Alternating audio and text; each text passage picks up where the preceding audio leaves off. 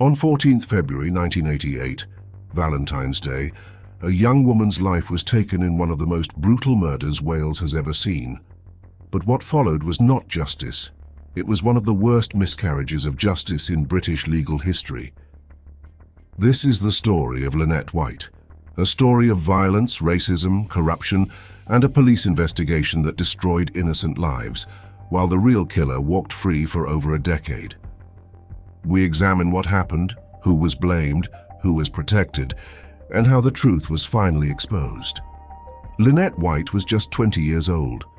She grew up in Cardiff, described by friends and family as warm, lively, and full of personality.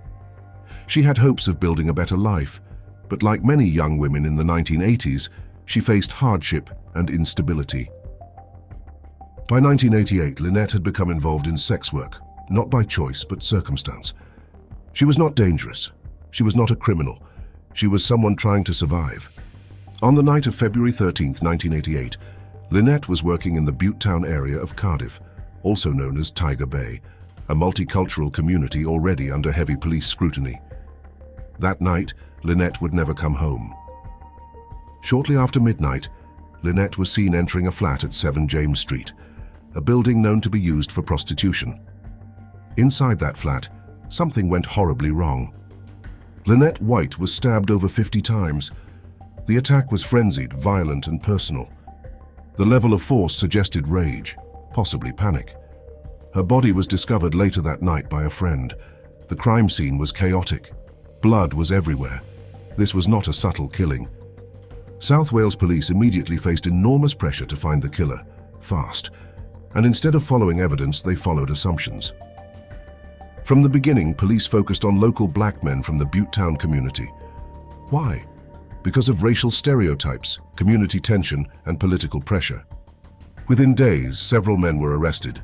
Stephen Miller, Yusuf Abdullahi, and Tony Paris. Cardiff 3 would become their infamous name. The police claimed they had confessions, but those confessions were false. Hours of aggressive interrogation, threats, racial abuse, psychological pressure, statement rewritten by officers. There was no DNA evidence linking them to the crime, no fingerprints, no blood evidence. Yet in 1990, all 3 men were convicted of murder. They were sentenced to life imprisonment. The real killer was still free. The men convicted for Lynette White's murder lost years of their lives. Inside prison, they faced violence, isolation, and despair. Outside, their families were torn apart. But cracks began to appear. Journalists, campaigners, and legal experts started questioning the investigation. Why was key forensic evidence ignored? Why were witness statements changed? Why did police notes differ from recordings? Most disturbingly, why had exculpatory evidence been hidden? In 1992, after years of campaigning, the case reached the Court of Appeal. The Court of Appeal overturned all 3 convictions. The judges described the police conduct as oppressive, dishonest, and deeply troubling. The men were released. But there was no apology from South Wales police, and Lynette White's family still had no justice. The case officially became unsolved. Years passed. Then in 2002, new forensic techniques were applied to preserved evidence. DNA recovered from the crime scene produced a match. The killer was Jeffrey Gaffour, a man who had lived freely for over a decade. Gaffour was arrested in 2003. Faced with the evidence, he confessed. In 2003, he was sentenced to life imprisonment. Finally, justice for Lynette. But another reckoning was coming. The spotlight turned back on South Wales police. An investigation revealed fabricated confessions, withheld evidence, racist language in police logs, and deliberate attempts to secure convictions. In 2011, 8 former police officers were charged with conspiracy to pervert the course of justice. This was unprecedented in British history. However, after a lengthy trial, the case collapsed due to disclosure failures, ironically, further police incompetence. No officer was convicted. No one was held criminally accountable. The financial cost of the case exceeded PCS 30 million, but the human cost was far worse. October 2024, in his 6th private parole hearing, Jeffrey Gaffour, the man convicted of murdering Lynette White, was assessed once again by the parole board.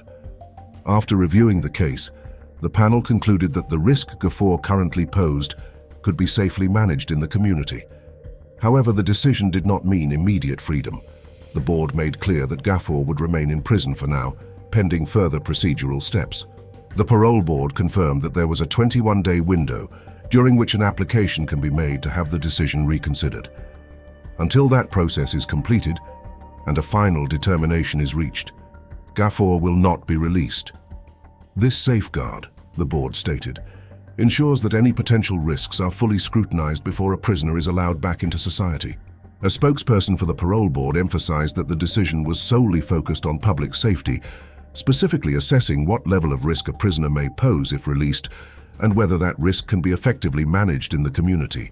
In Gafour's case, the panel examined what it described as a huge range of evidence, gathered over an extensive review process. During the hearing, the panel heard from probation officers, psychiatrists, psychologists, and prison officials responsible for supervising Gafour during his sentence. Victim personal statements were also considered. As is standard in parole hearings, both the prisoner and witnesses were questioned at length, with proceedings often lasting an entire day or more. The parole board stressed that parole reviews are conducted thoroughly and with extreme care, reiterating that protecting the public remains its #1 priority. In January 2025, Gafour was released from prison. Lynette's family condemned the decision. They felt 15 years of imprisonment wasn't enough. Lynette White lost her life. 3 innocent men lost years of freedom. Families left traumatized. Community trust in police was shattered. This case became a symbol of institutional racism corruption, the danger of tunnel vision in policing. It remains one of the darkest chapters in UK legal history. Lynette White was more than a case file, more than a headlines, more than a scandal. She was a daughter, a friend, a young woman failed by the system meant to protect her.